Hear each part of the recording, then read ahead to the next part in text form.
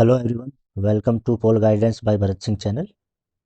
आज जो हम चर्चा करने जा रहे हैं एक बहुत ही इंटरेस्टिंग टॉपिक्स पे। अगर आपसे पूछा जाए कि लिबरलिज्म या मार्क्सिज्म एक थ्योरी है या एक आइडियोलॉजी, तो आपका आंसर क्या होगा? क्या आप भी ऐसे सवालों पे कंफ्यूज होते हैं कि लिबरलिज्म को कहीं पे हम थ्योरी के पार्ट में पढ़ते हैं तो वो आइडियोलॉजी में भी आ जाता है। लिबरल पॉलिटिकल थॉट भी है, लिबरल पॉलिटिकल फिलोसफी भी है। तो एक्चुअली इस लिबरलिज्म में क्या डिफरेंस है, ये एक मेजर सवाल आ जाता है। या आ जाता है कि मार्क्सिज्म है वो थ्योरी है कि आइडियोलॉजी है कि थॉट है। अगर ऐसे कन्फ्यूजन आपको है तो आज का लेक्चर आपके लिए बहुत ही यूज़फुल होने वाला है। इस लेक्चर का आइडिया इसलिए आया कि एक बहुत ही बड़े चैनल पे एक मैडम जो एक लेक्चर ले रही थी और वो बोल रही थी कि लिबरलिज्म है वो एक आइडियोलॉजी है और वो पॉलिटिकल थियोरी नहीं है। तो मुझे लगा कि ये जो सवाल है और जो उनका जो आंसर था, जो उनका समझाने का तरीका था, वो बहुत ही कन्फ्यूजिंग था, बहुत क्लियर कट नहीं था। तो मुझे लगा कि ये ऐसे सवाल केवल स्टूडेंट्स के लिए नहीं, इवन फैकल्टीज़ के लिए भी कन्फ्यूजिंग है। तो क्यों नहीं एक सेशन इस पे रखा जाए, जिससे एक बार अगर हम बेसिक अंडरस्टैंडिंग डेवलप कर लेते हैं तो आगे का जो हमारा अंडरस्टैंडिंग होगा पॉलिटिकल साइंस का, जो और दूसरी की कॉन्सेप्ट्स होगी, हम उनको और बेहतर तरीके से समझ सकते हैं। तो चलिए फिर शुरू करते हैं कि क्या इनमें डिफरेंसेस है। आज का जो लेक्चर है उसमें हम सभी मेजर कॉन्सेप्ट्स को डील करेंगे, जहाँ पे हम पहले देखेंगे कि पॉलिटिकल फिलोसफी क्या है, उसका पॉलिटिकल थ्योरी से क्या रिलेशन है। उसके बाद में पॉलिटिकल आइडियोलॉजी है, फिर उसके बाद में पॉलिटिकल साइंस और पॉलिटिकल थ्योरी है, उसमें क्या डिफरेंस है, और पॉलिटिकल थॉट है वो पॉलिटिकल थ्योरी से कैसे डिफरेंट है। तो आपका जो कोर पॉलिटिकल थ्योरीज का पार्ट है उसको पढ़ने से पहले मुझे ये लगता है कि ये आप लोगों के लिए बहुत ज़्यादा इंपॉर्टेंट हो जाता है। तो ज़्यादा टाइम इस पर वेस्ट नहीं करते हैं और शुरू करते हैं। पहले हम समझते हैं कि पॉलिटिकल फिलोसफी क्या है। और कोई भी फिलोसफी, पॉलिटिकल फिलोसफी नहीं, जो इन जनरल फिलोसफी है, उसका हम किसी भी सब्जेक्ट के जो फंडामेंटल क्वेश्चंस है, जो आधारभूत सवाल है, उनका जो कंसर्न है, जो रूट कॉज है किसी चीज़ का, नॉलेज का, उसको हम ट्रेस करने की कोशिश करते हैं। पॉलिटिकल साइंस के सेंस में क्या होगा कि हम गवर्नमेंट के फॉर्म का, गवर्नमेंट के ओरिजिन का, ऐसे उनके गुड रहस्य, जो फंडामेंटल क्वेश्चंस हैं, जो एक बुनियादी जो उनके प्रश्न है, उससे रिलेटेड हम यहाँ पे इंक्वायरी की जाती है पॉलिटिकल फिलोसफी के अंडर में। तो यहाँ पे government, politics, liberty, justice, right, law, इन सब पे स्टडी की जाती है। ये इसका जो मेथड है वो नॉर्मेटिव होता है। नॉर्मेटिव होने का आउट टू पे ये ध्यान दिया जाता है कि कैसे ऑर्गेनाइज करना चाहता है, करना चाहिए किसी भी सोसाइटी को। और जस्टिस है उसका क्या रूप होना चाहिए, लिबर्टी कैसी होनी चाहिए, किस हद तक लिबर्टी देनी चाहिए। तो ये जो चाहिए वाला है, आउट टू है, ये पॉलिटिकल फिलोसफी का एक है, पहचान है। इसलिए आप देखते हो ना, पॉलिटिकल फिलोसफी का जो फिलोसफिकल मेथड है, अप्रोच है, उसको हम नॉर्मेटिव अप्रोच भी बोलते हैं, जिसको फिलोसफिकल भी बोलते हैं। इसमें मॉरल और एथिकल जो क्वेश्चंस होते हैं पॉलिटिकल सिस्टम का, उनको डील किया जाता है। एग्जाम्पल के लिए आप देख सकते हैं, आइडियल किंग की बात करते हैं, जिसको फिलोसफर किंग ही बोलते हैं प्लेटो, या आइडियल गवर्नमेंट की बात करते हैं, आदर्श राज्य की जो बात करते हैं, ये सारी जो बातें वो पॉलिटिकल फिलोसफी का भाग है।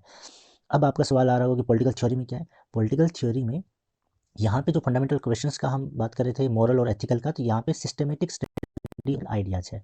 पॉलिटिकल थ्योरी किसको डील कर रही है? सिस्टमेटिक, जो स्टडी करती है पॉलिटिकल आइडियाज़ की, इंस्टीट्यूशंस की, पॉलिटिकल बिहेवियर की और पॉलिटिकल सिस्टम की।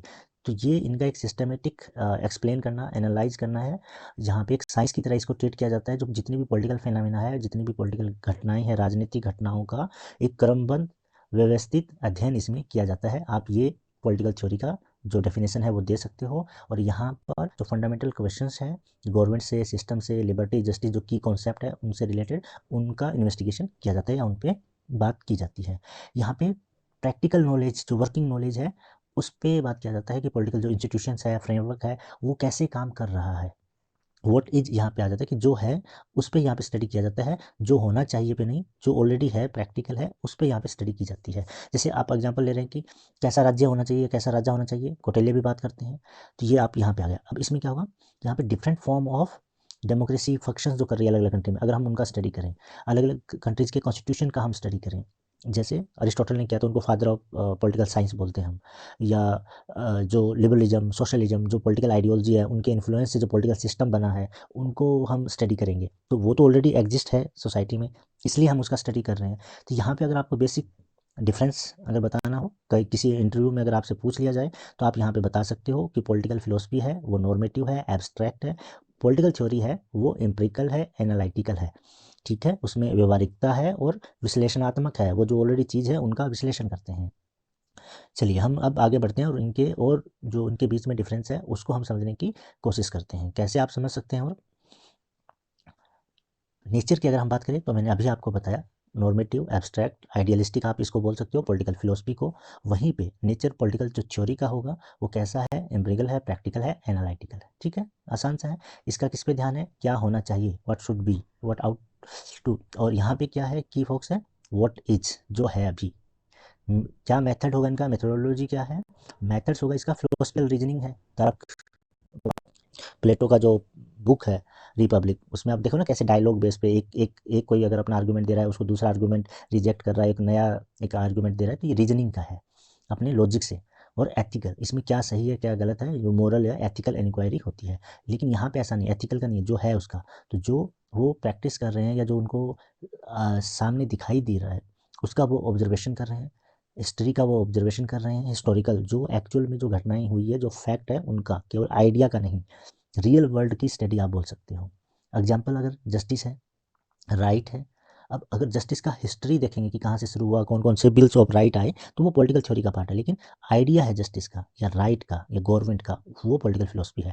यहाँ पे अलग अलग आइडियोलॉजी है, पावर डायनेमिक्स है, क्योंकि जस्टिस मिला तो स्ट्रगल हुआ, तो एक ना पावर डायनेमिक्स उसमें देखने का, political system, government as a whole. अगर थिंकर आप देखोगे तो आप जान रहे हो रूसो ने बात किया था इक्वलिटी को क्रिटिसाइज, वो एस्टैब्लिश करने की बात किया। जो प्लेटो को आप देख रहे हो जस्टिस पे उनका काम है, रोल्स का जस्टिस पे काम है, तो ये पॉलिटिकल फिलोसफर। और दूसरी ओर जो रियल वर्ल्ड है उसको वो स्टडी कर रही है, हन्ना अरेंट है। ईस्टर्न का आप देख रहे हो पूरा बिहेवियरलिज्म शुरू इन्होंने किया। डाहल का है, डाहल ने यूएसए में जो डेमोक्रेसी और पोलियार्की इनके मुख्य आइडिया है। तो ये सारे एक डिफरेंस है। अगर आपसे कहीं पे भी एग्जाम में अगर ऐसा कोई क्वेश्चन आता है या इंटरव्यू में कहीं पूछा जाता है तो आई होप आप अच्छे से इसका आंसर दे सकते हो। पॉलिटिकल फिलोसफी नॉर्मेटिव है, पॉलिटिकल थ्योरी जो प्रैक्टिकल है। चलिए हम अब आगे बढ़ते हैं कुछ दूसरी कॉन्सेप्ट्स पे। अब हम देखिए पॉलिटिकल थॉट क्या है। ये एक बहुत कन्फ्यूजिंग है, बहुत बार पूछ लिया जाता है, मैंने खुद इनका एक्सपीरियंस किया है ऐसे सवालों का। और बहुत बेसिक क्वेश्चन है, लेकिन ये आपका जो नॉलेज है या आपकी जो समझ है, जो कॉन्सेप्चुअल अंडरस्टैंडिंग है, यहाँ से झलक जाएगी अगर आप इनको कॉन्फिडेंट के साथ में सही आंसर नहीं दे पाते हैं। तो पॉलिटिकल थॉट को अगर हम देखेंगे, वो भी political system, political ideology, government, justice, इन सब से रिलेटेड है। लेकिन डिफरेंस क्या है, डिफरेंस ये है कि ये हिस्टोरिकली कॉन्टेक्स्ट में, एक हिस्टोरिकल कॉन्टेक्स्ट में होता है। पॉलिटिकल थॉट इसलिए हम बोलते हैं कि एंशियंट वेस्टर्न पॉलिटिकल थॉट, जो ग्रीक पॉलिटिकल थॉट बोलते हैं, एक उस टाइम फ्रेमवर्क में हुआ था, या मॉडर्न पॉलिटिकल थॉट, तो जो एक मॉडर्न जब एज आ गया उसमें हुआ था। तो पॉलिटिकल थॉट का जब आता है वो भी सेम पॉलिटिकल आइडिया है, लेकिन उनका एक विशेष हिस्टोरिकल कॉन्टेक्स्ट होगा। वहीं पर पॉलिटिकल थ्योरी का कोई कॉन्टेक्स्ट नहीं है। पॉलिटिकल थ्योरी तो एक विंडो की तरह चीज़ों को देखने का ही, ठीक है। इसका पॉलिटिकल जो सॉरी फिलोसफिकल बेसिस होगा। तो फिलोसफी तो वहाँ पे भी था क्योंकि प्लेटो तो फिलोसफी दे रहा था, लेकिन फिर भी हम उनके आइडिया को पॉलिटिकल थॉट बोलते हैं। तो एक हिस्टोरिकल कॉन्टेक्स्ट के आइडिया में हम उनको जो है वो पॉलिटिकल थॉट बोलते हैं। ग्रीक थॉट में आता है प्लेटो भी, और उनका फिलोसफिकल बेस होगा क्योंकि उस समय में जिस तरह का मोरलिस्टिक, जिस तरह का एथिकल वैल्यू थी, वैसा ही हमें फिलोसफी देखने को मिलता है। जैसे अरिस्टोटल की बात करें तो वो जो स्लेवरी है उनको जस्टिफाई करते हैं क्योंकि उस समय वो चल रही थी। वीमेंस को वो सिटीजनशिप राइट नहीं देते हैं, महिलाओं को नागरिक नहीं मानते हैं, तो हम उसका क्रिटिसाइज करते हैं। लेकिन हम बोलते हैं कि वो उस समय अपना जो स्टेट था उसके अकॉर्डिंग, या जो कॉन्टेक्स्ट था तब महिलाओं को राइट नहीं होता था, तो उस सेंस में फिर भी हम आज उनको father of political science, father of comparative politics माना जाता है। तो इसीलिए उसको मानते हैं कि हम उसको हिस्टोरिकल कॉन्टेक्स्ट में उसकी जो जो फिलोसफिकल बेसिस है उनको स्टडी करते हैं। यहाँ पे कल्चरल इन्फ्लुएंस, इसका अर्थ है कि पॉलिटिकल जो थॉट होगा वो बायस होगी, किसी न किसी एक कल्चर को वो रिफ्लेक्ट करेगी, लेकिन पॉलिटिकल थ्योरी नहीं करती है। पॉलिटिकल थ्योरी तो एक साइंटिफिक वे है, सिस्टमेटिक स्टडी है पॉलिटिकल घटनाओं का। थॉट यहाँ पे क्या कर रहा है, वो कर रहा है कि जो ट्रेडिशन, वैल्यू, जिस कॉन्टेक्स्ट में, जिस सोसाइटी में की स्टडी की जा रही है, जहाँ से वो आइडिया लिया जा रहा है, वो आ जाता है। जैसे वेस्टर्न पॉलिटिकल थॉट का करेंगे तो वहाँ पे इंडिविजुअलिज्म था, इंडिविजुअल राइट की बात वो कर रहे थे, फ्रीडम की बात कर रहे थे। अगर वही आइडियाज हम इंडिया के कॉन्टेक्स्ट में देखेंगे तो इंडिया के कॉन्टेक्स्ट में सोसाइटी को ज़्यादा इंपॉर्टेंस दिया जा रहा था, जो मोरल या रिलीजियस जो वैल्यू थी वो ज़्यादा लैडेड थी। ठीक है, आप मनुस्मृति का एग्जांपल देंगे या कौटिल्य का एग्जांपल लेंगे तो वहाँ पे एक अलग तरह का मोरल जो है वैल्यू वहाँ पे अलग दिखेगी।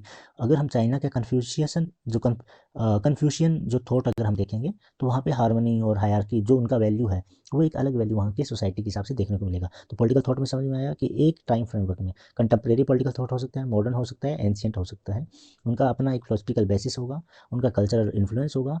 और ये चीज़ आपको बहुत याद रखना, अगर कोई एग्जाम में पूछे या इंटरव्यू में तो ये आप आराम से बता सकते हो। वो टाइम बाउंड नेचर होता है, उसको हम एक टाइम में बाउंड कर सकते हैं कि हाँ यहाँ से यहाँ तक का ये है, उसी एरा में जाके हम उनको देखेंगे।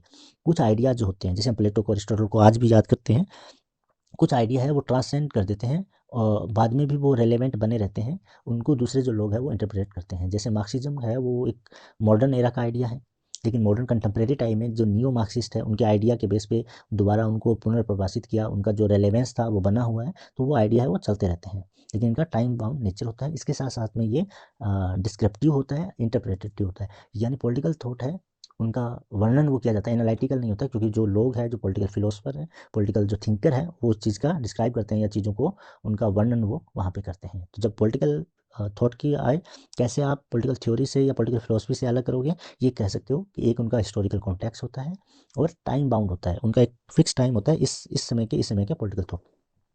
पॉलिटिकल थॉट जरूरी नहीं किसी एक इंसान का होगा, एक ग्रुप ऑफ पीपल भी उस जो थिंकर्स है वो हो सकते हैं। जैसे ग्रीक पॉलिटिकल थॉट की जब हम बात करें तो 3-4 जो सोक्रेटिस, प्लेटो, अरिस्टोटल, हम इन सब को काउंट कर लेते हैं। तो आपको ये एक चीज़ यहाँ ध्यान रखना है। ठीक है, आगे बढ़ते हैं, इसमें कुछ खास नहीं, मुझे आशा है कि आप आंसर आराम से दे सकते। हिंदी मीडियम के स्टूडेंट के लिए ये सेम जो सारी चीज़ें हैं वो हिंदी में भी है, आप वीडियो पॉज करके इसको देख सकते हो। अगर आपको पीडीएफ चाहिए तो आप टेलीग्राम ज्वाइन करके वहाँ पे ये पीडीएफ भी आप ले सकते हो। तो ठीक है, आप समझ रहे हो, ऐतिहासिक संदर्भ है, दार्शनिक आधार होता है, सांस्कृतिक प्रभाव होता है, काल विशिष्ट जो टाइम बाउंड होता है, वर्णनात्मक और व्याख्यात्मक होता है, वर्णन किया जाता है, चीज़ों का व्याख्या किया जाता है, जैसे अपने अपनी जो अलग अलग थिंकर्स है उनकी जो अपने थॉट है उसमें वो रिफ्लेक्ट होता है। चलिए आगे बढ़ते हैं। अब हम देखते हैं कि पॉलिटिकल थॉट और पॉलिटिकल थ्योरी का डिफरेंस, यहाँ से आपको और ज़्यादा जो चीज़ें हैं वो साफ हो जाएगी। पॉलिटिकल थॉट में क्या है, हिस्टोरिकल स्टडी पॉलिटिकल आइडिया की और आइडियोलॉजी होता है। यहाँ पे क्या है, सिस्टमेटिक एनालिसिस है, कंस्ट्रक्शन ऑफ पॉलिटिकल कॉन्सेप्ट है। लिबर्टी है उनको एक फिक्स वो किया जाता है, यहाँ पे भी लिबर्टी का रहेगा आइडिया, लेकिन ये लिबर्टी का इस कॉन्टेक्स्ट में हिस्टोरिकल जो स्टडी ना उस कॉन्टेक्स्ट की लिबर्टी होगी।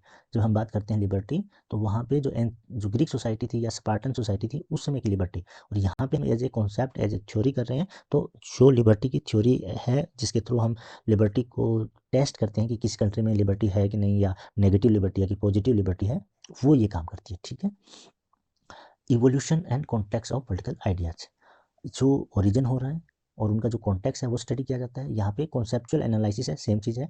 एम्पिरिकल जो एग्जामिनेशन है पॉलिटिकल सिस्टम का, ठीक है, बार बार इसको क्या एक्सप्लेन करना। हाँ, जो भी आप कंपैरिजन कर रहे हैं, जो भी हम दो अलग अलग चीज़ें देख रहे हैं, लेकिन उनका एक दूसरे पे इंटरडिपेंडेंस रहा है। जैसे पॉलिटिकल थॉट जैसे पॉलिटिकल फिलोसफी इन रीच होती है उसी से बनती है, और पॉलिटिकल फिलोसफी को जो स्टडी कर रहे हैं उस एज में जो स्टडी कर रहे हैं, अभी हम पॉलिटिकल थ्योरी पे काम कर रहे हैं तो हमारे आइडिया आने वाले टाइम के लिए पॉलिटिकल थॉट बन जाएगा। ठीक है, आप नेचर देख रहे हो कि ये व्याख्या करने का है, डिस्क्रिप्टिव है, इंटरप्रेट करते हैं चीज़ों को, यहाँ पे एनालिटिकल एम्पिरिकल है। ये चीज़ ध्यान रखिएगा कि ये जो नॉर्मेटिव यहाँ पे आ गया, तो जब हम जिसके साथ में तुलना कर रहे हैं वो चीज़ें उसी के साथ में आएगा। यहाँ पे फिलोसफी, अगर पॉलिटिकल फिलोसफी है और पॉलिटिकल थ्योरी का अगर कंपेयर कर रहे हैं तो नॉर्मेटिव पॉलिटिकल थ्योरी नहीं होगा, पॉलिटिकल फिलोसफी होगा। तो ये थोड़ा सा उसके कंपेरिजन में देखना है या तुलनात्मक रूप से देखना है कि नॉर्मेटिव है कि नहीं है। ये चीज़ें आपको आगे और साफ हो जाएगी। अभी स्कोप देख लेते हैं, ये ब्रॉडर है, सब तरह के आइडिया वो साथ ले लेते हैं, उनकी कल्चर भी है, उनके थिंकर भी है, इन सारी चीज़ों को वो आइडिया जो है वो उसमें रहते हैं, किसमें, पॉलिटिकल थॉट में। पॉलिटिकल थॉट में जैसे आपने देखा होगा कि अरिस्टोटल और प्लेटो है, अब हम उनका पॉलिटिकल आइडियाज़ को पढ़ते हैं, लेकिन उनमें फिलोसफी में पढ़ा जाता है, लिटरेचर में भी उनको पढ़ा जाता है, मैथ पे भी उनका काम था, साइंस में भी उनका उनकी बुक्स है, आप सब जान रहे होंगे। तो उनका तो आइडिया है वो तो काफ़ी वास्ट है। यहाँ पॉलिटिकल थ्योरी का क्या काम है, वो तो स्पेसिफिक है, केवल उसी चीज़ जो पॉलिटिकल थ्योरी तो पॉलिटिक्स से करेगी, इकोनॉमिक थ्योरी तो इकोनॉमिक फैक्टर को करेगी, और थ्योरेटिकल फ्रेमवर्क बनाने का उनका काम है, या वो मॉडल है वो प्रेजेंट करते हैं। और यहाँ पे ये हिस्टोरिकल और फिलोसफिकल हो जाता है क्योंकि दोनों चीज़ उसमें है। यहाँ पे लॉजिकल रीजनिंग है, ये बार बार मैं आपको बता रहा हूँ। प्लेटो का विजन है जो आइडियल स्टेट का, वो पॉलिटिकल थ्योरी का ही है, सॉरी पॉलिटिकल थॉट का है। क्योंकि उसमें ये देखो देख रहे हैं आप, फिलोसफी का भी पार्ट है।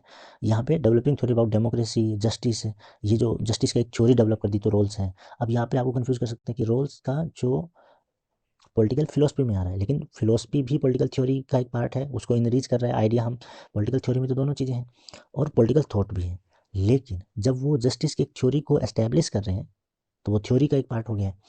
अब यहाँ पे हम देखते हैं प्राइमरली एकेडमिक और इंटेलेक्चुअल है, क्योंकि रीजनिंग बेस पे है, आइडिया के बेस पे है, और ये एप्लीकेशन इसका कम होता है, लागू होने वाली चीज़ कम है, अप्लाई होने वाली चीज़ इसमें कम है, और ये यहाँ पे अप्लाई होने वाली चीज़ें जो है वो ज़्यादा है। तो इस चीज़ पे यहाँ पे ध्यान दी जाती है कि जो रियल वर्ल्ड की जो प्रॉब्लम है उनको हल करने के लिए चीज़ें की जाती हैं, तो वो ये है। अब इसके साथ साथ में इनका जो कंट्रीब्यूशन है वो इंडिविजुअल थिंकर से आता है, इन्फ्लुएंस जो है। लेकिन यहाँ पर जो पॉलिटिकल थ्योरी है वहाँ पे इंडिविजुअल थिंकर्स होना ज़रूरी नहीं। पॉलिटिकल थॉट के लिए तो थिंकर चाहिए, लेकिन पॉलिटिकल थ्योरी के लिए थिंकर्स होना ज़रूरी नहीं है। ये आपका एक सिस्टमेटिक स्टडी है जिसमें बहुत सारे लोग इन्वॉल्व हो सकते हैं।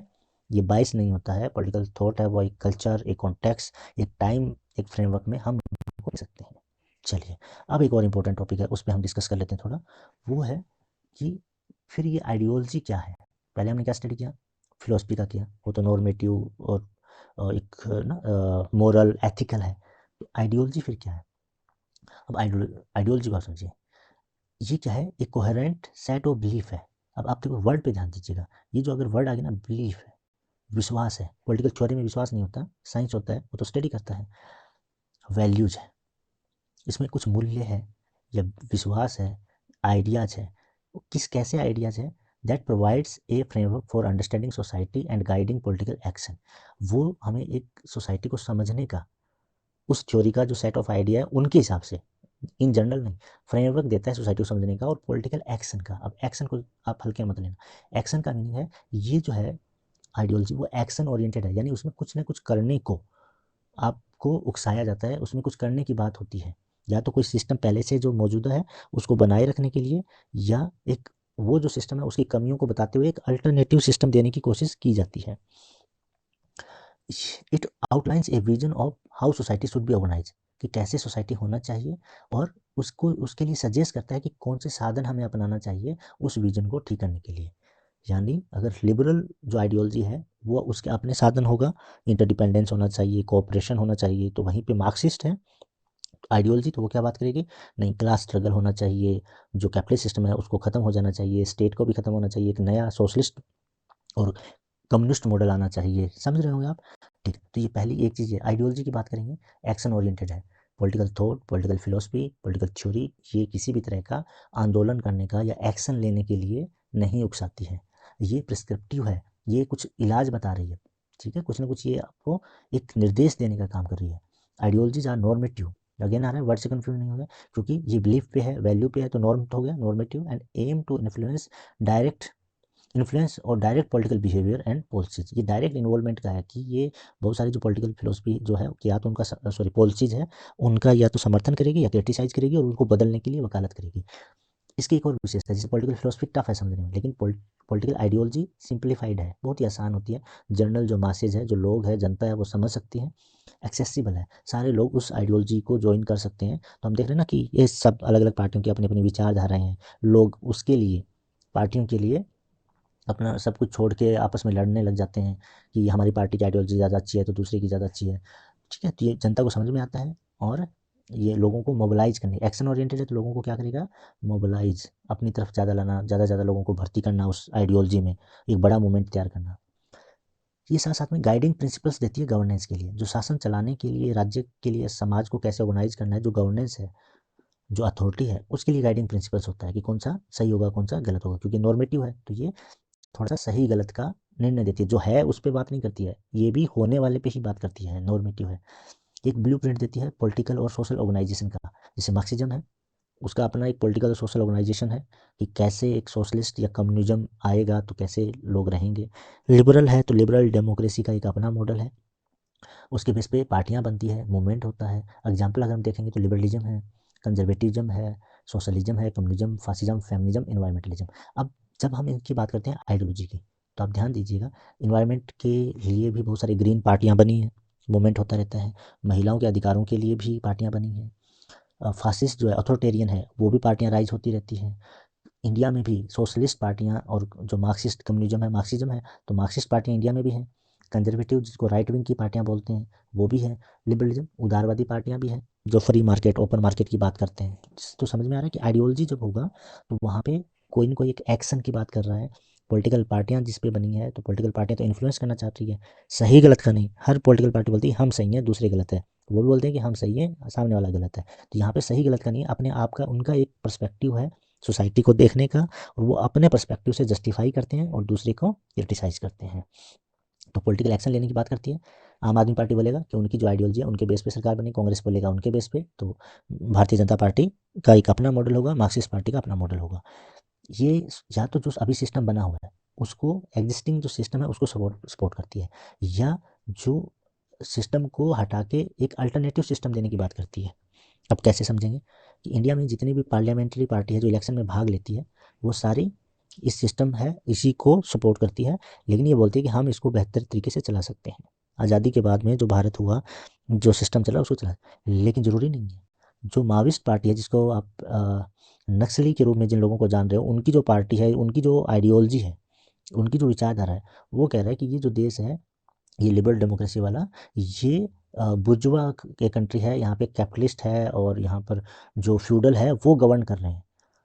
इसलिए हम यहाँ से हटा के जो चाइना में रेवोल्यूशन हुआ था माओइज्म है ना, माओ के बेस पे, यहाँ पे फिर हम जनता की सरकार लाएंगे या फिर एक कम्युनिज्म यहाँ पे एस्टैब्लिश करेंगे। तो वो हटाने की बात करें तो वो भी आइडियोलॉजी है। और एक यूनिफाई ग्रुप्स होते हैं उनका एक अपना एक जोड़ा, या वो सेव करना चाहते हैं गवर्नमेंट की पॉलिसीज़ को। अगर मान लीजिए कि अगर लिबरल आएंगे तो वो पॉलिसीज़ को एक लिबरल एलपीजी की जो नीति है आप समझ रहे हैं, तो वैसा पॉलिसीज़ वो बनाना चाहेंगे। अगर वहीं पे सोशलिस्ट आएंगे तो वेलफेयर की स्कीम लाएंगे, स्टेट का ज़्यादा कंट्रोल होगा, है ना, सोशल जो एक डिस्ट्रीब्यूशन है वो एक पैटर्न अपनाया जाएगा, तो टैक्स है वो ज़्यादा लगेगा लोगों पे, सोशल वेलफेयर की स्कीम ज़्यादा मिलेगी। अगर वहीं पे लिबरल आएगा तो टैक्स कम हो जाएगा। ठीक है, तो ये समझ सकते हैं। अगर बेसिक डिफरेंस अगर आप देखें तो पॉलिटिकल आइडियोलॉजी क्या है, ये सेट ऑफ आइडिया है जो गाइड करता है पॉलिटिकल एक्शन को, जो हम पहले ही बात कर सके हैं, और कैसे सोसाइटी को ऑर्गेनाइज करना है। तो इसमें एक विचारों का एक समूह है जो राजनीतिक एक्शन लेने को और सोसाइटी को कैसे संचालित करना है, कैसे ऑर्गेनाइज करना है, इसके बारे में बात करता है। इसमें विश्वास होते हैं, मूल्य होते हैं। लेकिन वहीं पे अगर हम पॉलिटिकल थ्योरी की अगर बात करेंगे तो इसको हम कह सकते हैं साइंस ऑफ आइडिया। एक विचारों का केवल समूह नहीं है, उन विचारों का स्टडी किया जाता है। जैसे किसको समझने के लिए, understand explain and evolute political concept in a systematic way, एक वैज्ञानिक तरीके से, क्रमबद्ध तरीके से राजनीतिक जो कॉन्सेप्ट्स हैं उनको समझने के लिए जो स्टडी करते हैं आइडियाज़ का, उनको हम पॉलिटिकल थ्योरी बोल सकते हैं। कुछ स्टूडेंट जो ओपी गाबा बुक पढ़ते हैं वो कंफ्यूज हो सकते हैं। ओपी गाबा ने आइडियोलॉजी को दो भागों में किया है। उन्होंने एक बोला है ए सेट ऑफ आइडिया, जो अभी ऊपर आपको सारा जो बताया वही। एक उन्होंने दूसरा बोला है साइंस ऑफ आइडिया, आइडियोलॉजी के लिए थोड़ा ध्यान दीजिएगा। लेकिन वो अंतर करते हैं कि ये जब शुरुआती दौर में जो ट्रेसी, जहाँ से आइडियोलॉजी वर्ड जो ये पॉपुलर हुआ, जब इनका वो स्टडी कर रहे थे उस समय ये स्टडी का था। लेकिन बाद में धीरे धीरे जो पॉलिटिकल थ्योरी जिसको हम बोलते हैं वही मीनिंग बन गया है। तो आप उसमें कंफ्यूज नहीं होना। वो साइंस ऑफ आइडिया भी आइडियोलॉजी का एक एक प्रकार बताते हैं, लेकिन उनका मीनिंग भी जो पॉलिटिकल थ्योरी के सेंस में ही आ जाता है। तो इसके बीच में कोई ज़्यादा डिफरेंस नहीं है। आपको ये समझना है कि पॉलिटिकल आइडियोलॉजी है क्या। जो आपको ऊपर जो बताया ना वो सारा पॉलिटिकल आइडियोलॉजी का है, और पॉलिटिकल थ्योरी को आप जानते हो क्रमबद्ध तरीके से, साइंटिफिक तरीके से पॉलिटिकल जो घटनाएं हैं, पॉलिटिकल फेनामेना है, राजनीतिक घटनाओं का अध्ययन है। एनीवे मुझे नहीं लगता आप इसके बाद में क्लास में एक्सप्लेन करने की ज़रूरत है। जो हिंदी मीडियम के स्टूडेंट हैं वो यहाँ से देख सकते हैं इन सारी चीज़ों को। ठीक है, आगे बढ़ते हैं। अब बात करते हैं, अगर आपके सामने सवाल आ जाए और आपसे पूछ लिया जाए कि मार्क्सिज्म है क्या, वो एक थ्योरी है, एक आइडियोलॉजी है, या एक थॉट है, एक एग्जाम्पल के रूप में। ठीक है, ऐसे ही जैसे आप लिबरलिज्म को आप देख सकते हो इसके साथ में। मार्क्सिज्म इसलिए लिया कि लिबरलिज्म पे पहले चर्चा हो गई, तो आप एक दूसरे एग्जाम्पल से भी चीज़ों को समझ पाएँ। देखिए, अगर ये लेक्चर आपको अच्छा लग रहा है तो मेरा प्लानिंग है कि लगातार ऐसे लेक्चर्स लाया जाएगा जो की कॉन्सेप्ट पे डीपली थोड़ा चर्चा करें, उस पर हम डिस्कस कर पाएँ। तो आप यूट्यूब चैनल को सब्सक्राइब कर लीजिए और टेलीग्राम चैनल को भी मेरे आप ज्वाइन कर लीजिए, साथ में बने रहिए। तो हम आने वाले टाइम में ऐसे ही कॉन्सेप्ट पे डिबेट डिस्कशन करते रहेंगे। मार्क्सिज्म को आप कैसे समझते हैं, अगर उसको थ्योरी के लिए समझना है, थ्योरी के लिए कि थ्योरी जब मार्क्सिज्म थ्योरी के रूप में जब मार्क्सिज्म काम करेगा तो वो क्या है, थ्योरेटिकल फ्रेमवर्क है। किस किस लिए थ्योरेटिकल फ्रेमवर्क है, वो सोसाइटी को समझने के लिए, हिस्ट्री को समझने के लिए, इकोनॉमिक्स को समझने के लिए। ये कार्ल मार्क्स और एंजल्स के आइडिया से आता है। तो जब इनके आइडिया से आ रहा है तो यहाँ पे ये पॉलिटिकल थॉट हो जा रहा है, लेकिन उनके आइडिया से आता है, लेकिन एक थ्योरेटिकल फ्रेमवर्क हमें देता है सोसाइटी, हिस्ट्री और इकोनॉमिक्स को समझने के लिए। ये एक सिस्टमेटिकली थ्योरी है, तो समझ रहे हो वर्ड, सिस्टमेटिकली क्रिटिक है कैपिटलिज्म का। ऐसा ही क्रिटिक नहीं है कि उनके अपने मन में आया, सिस्टमेटिकली उन्होंने दिखाया हिस्टोरिकल मेटेरियलिज्म के थ्रू कि कैसे कैसे ये चीज़ें डेवलप हुई है और कैपिटलिज्म तक आया, और कैपिटलिज्म कैसे एक्सप्लोटेटिव है। जो उनका थ्योरी ऑफ वैल्यू है, सरप्लस का जो थ्योरी है, उसमें ये चीज़ें हमारे सामने आया कि सोशल, इकोनॉमिक और पॉलिटिकल जो डायनेमिक्स है सोसाइटी में, जो क्लास स्ट्रगल के थ्रू उत्पन्न हुआ है, वो सारी चीज़ें यहाँ पे एक्सप्लेन की गई हैं। तो आप थ्योरी में क्या देख सकते हो, ये थ्योरी ऑफ हिस्टोरिकल मेटेरियलिज्म है ना, मैटर के बेस पे हिस्टोरिकल मेटेरियलिज्म।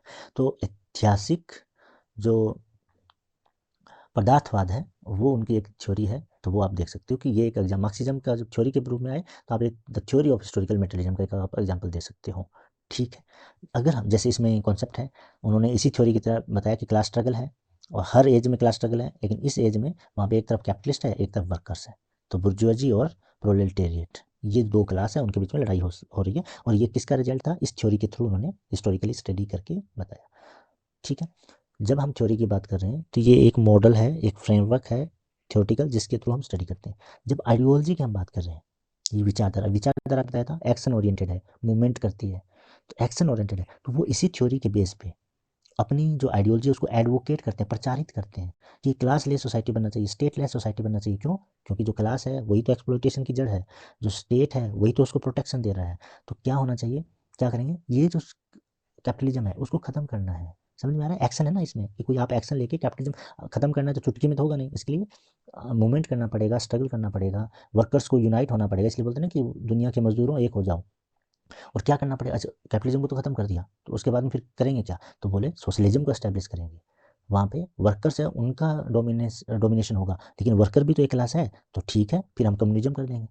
लास्ट में कम्युनिज्म आया, वहाँ पे न तो वर्कर्स हो गए न कैपिटलिस्ट होगा, सारे लोग इक्वल होगा, प्राइवेट प्रॉपर्टी किसी के पास नहीं होगी। तो ये एक आइडिया, एक विश्वास, एक वैल्यू है ना इसमें, आदर्शवाद है थोड़ा सा कि एक आइडियल सोसाइटी कैसी होगी कम्युनिज्म का, जहाँ पे सारे लोग इक्वल होंगे। तो ये क्या vision of an ideal society होता है, इस पे बात की जाती है। इक्वलिटी और कलेक्टिव ओवनशिप होती है, किसी का प्राइवेट प्रॉपर्टी, वहाँ पे कोई अमीर गरीब नहीं होगा। तो आप देख रहे हो कैसे ये पॉलिटिकल मूवमेंट और रिवोल्यूशन को बढ़ावा दिया, इन्हीं की आइडिया के बेस पे लोग बोले कि हाँ जो पावरफुल है, कैपिटलिस्ट है, उनके खिलाफ लड़ने लग गए। तो यहाँ पे बहुत बड़े बड़े पॉलिटिकल मूवमेंट उन्होंने बनाया बहुत सारी कंट्रियों में। जो कम्युनिस्ट रिवोल्यूशन हुआ जिसमें चाइना है, रशिया है, आपने पहले कोरिया है जिसके दो भाग हुए, उसी चक्कर में वियतनाम है, बहुत सारी कंट्रियों के आप एग्जाम्पल जान रहे होंगे। इंडिया में भी बहुत सारे ऐसे मूवमेंट हुआ, रिवोल्यूशन हुआ अलग अलग एरिया में। और आज लगभग दुनिया का ऐसा कोई भी कंट्री नहीं होगा जहाँ पे मार्क्सिस्ट पॉलिटिकल पार्टी नहीं है। इवन यूएसए वगैरह में भी हो सकता है वो कमज़ोर हो, इलेक्शन नहीं जीत पाते हों, लेकिन उनका वहाँ पे आपको कोई ना कोई किसी भी किसी रूप में प्रेजेंस है, वो दिख जाएगी।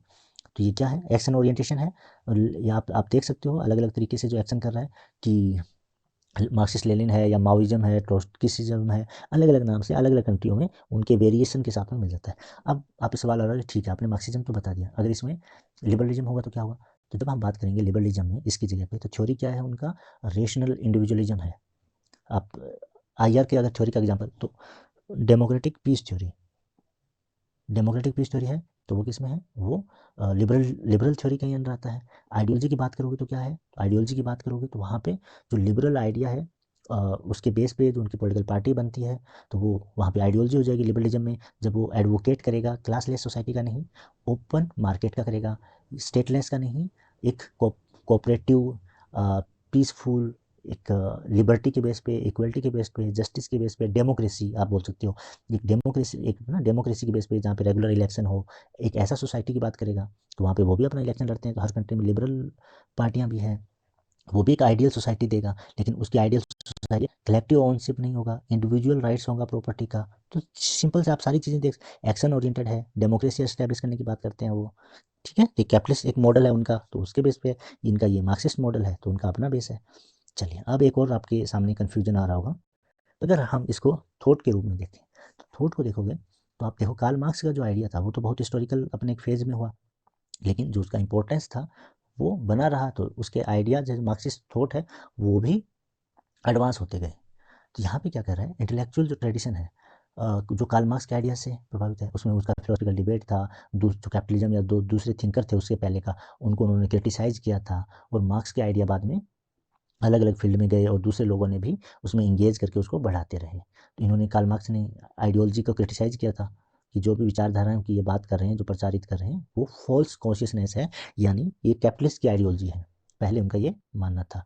तो ये मार्क्स के आइडिया के बेस पे है, लेकिन बाद में इनके जो आइडिया है, नियो मार्क्सिज्म जो फ्रैंकफर्ट स्कूल है उसमें देखने को मिलता है, ग्रामसी का जो कल्चरल हेजेमनी का है, स्ट्रक्चरल मार्क्सिज्म है, क्रिटिकल जो थ्योरी है, ये मार्क्सिस्ट थॉट के बेस पे डेवलप हुए। अगर आपको क्लासिकल मार्क्सिज्म आता है, इसीलिए तो आप देखो ना क्लासिकल, तो क्लासिकल मार्क्सिज्म जो होगा वो कार्ल मार्क्स का होगा। इसके बाद में मॉडर्न मार्क्सिज्म आता है, नियो मार्क्सिज्म आता है, तो उनका भी एक आप देख रहे हो, एक टाइम फ्रेमवर्क है, एक हिस्टोरिकल कॉन्टेक्स्ट है, इसलिए है। एक और आपको जो पहले बता रहा था, ये जो आइडिया है ना, इनको साइंस का बोलते हैं, ओपी गाबा। ओपी गाबा की जो बुक है, जहाँ पे आइडियोलॉजी को साइंस बोला गया है, वो इस सेंस में बोला गया है, तो ठीक है, तो एक्चुअल में वो है नहीं, आइडियोलॉजी है। एक्चुअल में वो जो एक वैल्यू बेस पे है, बिलीफ बेस पे है, एडवोकेट करता है, वो साइंस नहीं है, उसमें सच्चाई नहीं होती है, लेकिन जो उसको सच्चाई मानते हैं और उसी को वो प्रमोट करते हैं, उसको टेस्ट नहीं किया जाता है। अब बीजेपी बोलती है कि वो सबसे अच्छी पार्टी है, तो वो उस पर टेस्ट नहीं है, सही गलत का वहाँ पे नहीं होता। उनके जो लीडर है, उनके जो नेता है, उनको वो जस्टिफाई करना पड़ेगा। टीवी डिबेट में वो गलत होते हुए भी वो हाँ नहीं करते कि नहीं हम गलत हैं। ऐसे ही कांग्रेस, ऐसे ही दूसरी जो पार्टियाँ हैं, वो एक जब आइडियोलॉजी पे आते हैं तो अपनी अपनी आइडियोलॉजी को वो प्रोपगेट करते हैं, लेकिन जब वहीं पे अगर वो थ्योरी पे आएगा तो उनको उनकी कमियाँ, उनकी क्रिटिक्स एक्सेप्ट करना पड़ता है।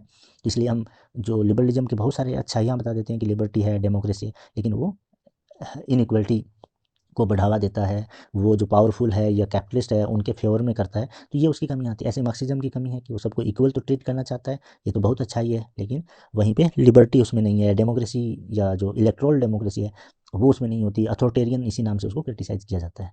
एनीवे बहुत ज़्यादा लंबा लेक्चर नहीं हो रहा है, इसलिए हम देखते हैं। तो ये सारी चीज़ें जो है आप उसको समझ सकते हो हिंदी में भी, एक बार आप रोक के इसको देख लीजिएगा। आपके जो सवाल है, हिंदी मीडियम के स्टूडेंट हैं उनको भी ये सारी चीज़ें समझ में आ जाएगी, ठीक है। अब एक और सवाल फंडामेंटल आपके सामने आ सकता है, वो है कि आप इतना जो बता रहे हैं, तो इसमें एग्जाम में ये पूछ लिया गया या इंटरव्यू में कि पॉलिटिकल साइंस और पॉलिटिकल थ्योरी में क्या डिफरेंस है फिर। तो ये कह सकते हैं, देखिए पहले चीज़ समझिए, पॉलिटिकल जो साइंस है वो एक इंटीग्रेशन है पॉलिटिकल थ्योरी का, पॉलिटिकल फिलोसफी का, पॉलिटिकल जो थॉट का। तो ये तो एक सब्जेक्ट है पढ़ाने वाला, एक डिसिप्लिन है, कोर्स लगने वाला है ना, ये तो एक इंटीग्रेशन है सब चीज़ों का। तो पॉलिटिकल थ्योरी क्या है, एक सब पार्ट है, एक उसका हिस्सा है। तो पॉलिटिकल साइंस क्या है, political science is systematically study of politics, government, political behaviour. अब जो मैं आपको बात कर रहा था वो यहाँ पे, कि अगर आप पॉलिटिकल थ्योरी और पॉलिटिकल साइंस का जब हम बात करेंगे सिस्टमेटिक स्टडी वाला, तो आपको जो पहले पॉलिटिकल थ्योरी का बता रहा था उसमें कन्फ्यूज नहीं होना है। हर चीज़ को आप एक रिलेशन में देखना है, हर चीज़ को एक कंपेरिजन में देखना है। पॉलिटिकल थ्योरी सिस्टमेटिक है, साइंटिफिक है पॉलिटिकल फिलोसफी की तुलना में, लेकिन पॉलिटिकल साइंस है, ये तो खुद ही साइंस लगा रखा है, इसकी तुलना में नहीं है, ठीक है। तो यहाँ ये नॉर्मेटिव हो जाता है, पॉलिटिकल थ्योरी नॉर्मेटिव इसके सेंस में, इसकी तुलना में, ये एक चीज़ ध्यान रखना आपको, ठीक। तो इंस्टीट्यूशन है, पॉलिटिकल प्रोसेस, पावर डायनेमिक्स, इन सब का, या कैसे रिसोर्सेज का डिस्ट्रीब्यूशन किया जाता है सोसाइटी में, ये सारी क्या, इसमें थ्योरेटिकल भी है, थ्योरी भी है, और एम्पिरिकल जो बिहेवियरलिज्म आया, साइंटिफिक बनाना है, लैब बेस पे जो पूरा बिहेवियर रिवोल्यूशंस के जो प्रिंसिपल्स है वो आप लोग जान रहे हो, ठीक है। तो ये होता है, तो इसका क्या है, पॉलिटिकल सिस्टम का करेगा, डेमोक्रेसी है, अथॉरिटेरियन, जो हमारा सब्जेक्ट है पॉलिटिकल साइंस, उसका जो सिलेबस है यूजीसी नेट का अगर आप जान रहे हो तो वही तो पॉलिटिकल साइंस है, या जो आपके मास्टर का सिलेबस है, एमए का, बीए का, legislature, judiciary, political parties, electoral system, ये तो पॉलिटिकल थ्योरी में नहीं होता है। पॉलिटिकल पार्टी ना, एग्जीक्यूटिव कैसे काम करती है, लेजिस्लेचर कैसे काम करती है, लेकिन ये पॉलिटिकल साइंस में है। पॉलिटिकल प्रोसेस का भी करते हैं, वोटिंग बिहेवियर है, वोटिंग पैटर्न है, पब्लिक ओपिनियन है ना, ये तो चीज़ें कि लोग वोट कैसे देते हैं, किससे प्रभावित होते हैं, पॉलिटिकल सोशलाइजेशन है, पॉलिटिकल मूवमेंट, एक्टिविज्म, रिवोल्यूशन, सारी चीज़ का। इसमें इंटरनेशनल देखो, इसमें क्या है, एक पॉलिटिकल थ्योरी है, पॉलिटिकल सिस्टम इंस्टीट्यूशन है, कॉम्परेटिव पॉलिटिक्स हो गई, प्रोसेस और बिहेवियर हो गया, इंटरनेशनल रिलेशंस हो गया, और पॉलिसी स्टडी जो पब्लिक एडमिनिस्ट्रेशन से रिलेटेड भी आप समझ सकते हो, या पॉलिसी को कैसे लागू करना है, फॉर्मुलेट करना है, क्या उनका इम्पैक्ट होगा सोसाइटी पे, तो ये पॉलिसी स्टडी भी है, ठीक है। इतना इंपॉर्टेंट इसका नहीं, लेकिन फिर भी ये सारी चीज़ें वो हिंदी में भी आप देख सकते हो, ठीक है। राजनीतिक प्रणालियाँ व संस्थाएं, राजनीतिक क्रिया व्यवहार, अंतर्राष्ट्रीय संबंध, नीति अध्ययन, आगे चलते हैं। अब फाइनल आपका कंपेरिजन, ये आपके इंटरव्यू के लिए बहुत इंपॉर्टेंट है। पॉलिटिकल साइंस, यहाँ पे पॉलिटिकल थ्योरी, ये क्या है, सब फील्ड है, ये याद रखना चाहिए। ये क्या है इसका ये इसकी तुलना में और ज़्यादा जो एम्पिरिकल एंड एनालिटिकल है। अगर फिलोसफी की बात कर रहे थे तो तब पॉलिटिकल फिलोसफी की बात कर रहे थे, तो यहाँ पे ये जो पूरा जो आपको दिख रहा है नेचर, ये पॉलिटिकल थ्योरी का बन जा रहा था। लेकिन जब हम पॉलिटिकल साइंस की बात कर रहे हैं, साइंस, तो यहाँ पे पॉलिटिकल थ्योरी है वो पॉलिटिकल फिलोसफी की तरह दिख रही है, ठीक है। ये फिलोसफिकल है और normative study of political idea, क्योंकि आइडिया पे जब हम जस्टिस की थ्योरी दे रहे हैं तो वो तो एक आइडिया है। यहाँ पे पॉलिटिकल साइंस के कंपैरिजन में वो एक नॉर्मेटिव है, फिलोसफिकल है, एक आइडिया के बेस पे। लेकिन यहाँ पॉलिटिकल साइंस है वो तो ज़्यादा एम्पिरिकल और एनालिटिकल है। यहाँ पे इंस्टीट्यूशन है, पार्लियामेंट या उसका इलेक्शन प्रोसेस, वोटिंग जो लोग कैसे दे रहे हैं, तो बिहेवियर, ये अलग अलग चीज़ आ रहा है। यहाँ पे क्या रहा है, concepts, ideology, principles of government, ठीक है, ये सारी चीज़ कर रहे हैं। ये डेटा ड्रिवन है, प्रैक्टिकल है, ये आइडिया के बेस पे है और क्रिटिकल है, एनालाइज किया जाता है, ठीक है, अलग अलग आर्गूमेंट के बेस पे। इनका दायरा है वो बड़ा है, ये 4-5 जितने हमारे सब फील्ड है उन सबको कवर कर रहा है। सिलेबस देख लो आप, समझ में आ रहा है। ये नेरो है, ये पॉलिटिकल आइडिया एंड उसके इम्प्लीकेशन पे बात कर रहे हैं। गोल क्या है, understanding how politics work in practice. Political science का तो इसलिए सब्जेक्ट भी लगा है ना, आपके कुछ ना कुछ काम कर सके सोसाइटी में। लेकिन कैसे पॉलिटिक्स काम कर, लेकिन इसका ये आइडिया नहीं। ये कह रहा है कि कैसे अच्छे से काम करना चाहिए, कौन सी थ्योरी, क्या लिबर्टी का कौन सा बेस्ट जो प्रैक्टिस है। तो ये तो लगातार नई नई चीज़ों को, पॉलिटिकल आइडियाज़ को खोजता रहता है, ठीक है। तो ये सारे आइडिया यहाँ पे है। अब ये भी नहीं कि एक दूसरे से ये चीज़ें हैं वो रिलेटेड नहीं है, क्योंकि एक तो सब फील्ड है। तो पॉलिटिकल साइंस अधूरी होगा अगर, सॉरी, पॉलिटिकल साइंस क्या होगा, अधूरा होगा अगर हमारे पास पॉलिटिकल थ्योरी नहीं होगा तो, क्योंकि उससे उसकी वैल्यूज जो है, जो उसका बेस है वो चला जाएगा, उसमें वो चीज़ें रहेगा नहीं। तो ये एक दूसरे पे इंटरडिपेंडेंट भी है, एक दूसरे पे आश्रित भी है, और थ्योरी है, और जो तो पॉलिटिकल थ्योरी होगा। और इससे अगर हमें प्रैक्टिस में आना है, अगर रियल लाइफ में अगर करना है, तो वो पॉलिटिकल साइंस जो है वो हमें चाहिए फिर, ठीक है। तो ये एक दूसरे का पूरक है। जब हमारे पास थ्योरी नहीं होगा तो हम प्रैक्टिस कैसे ला सकते हैं। तो गाइड कर रहे हैं हम पॉलिटिकल साइंस को, जो रियल लाइफ में जो हम एप्लीकेशन या एप्लीकेबल जो चीज़ें हैं उसमें करने के लिए पॉलिटिकल थ्योरी हेल्प कर रही है। अगर पॉलिटिकल साइंस नहीं होगा तो थ्योरी अकेला कुछ काम नहीं कर सकता, वो केवल मेयर आइडिया होगा। तो एक दूसरे पे ये डिपेंड भी है। और होलिस्टिकल अंडरस्टैंडिंग हमें तभी आएगा जब हमें फिलोसफिकल या थ्योरेटिकल नॉलेज भी है, और उसको एक्चुअल लाइफ में जो गवर्नमेंट की जो वर्किंग जो पॉलिसीज है, अगर हम उसमें लगाते हैं तो एक समग्र समझ भी हमें ये देता है, जिसमें अमूर्त जो सिद्धांत है और जो व्यवहारिक पहलू है, उन दोनों का हमें इसमें स्टडी करने का मौका मिलता है। आई होप ये लेक्चर आप लोगों को अच्छा लगा होगा।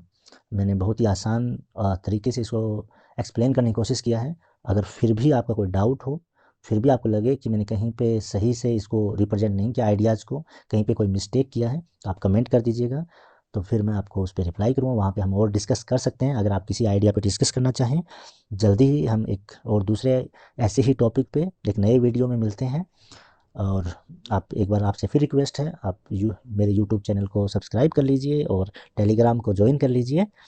चलिए फिर जल्दी ही मिलते हैं एक दूसरे वीडियो में।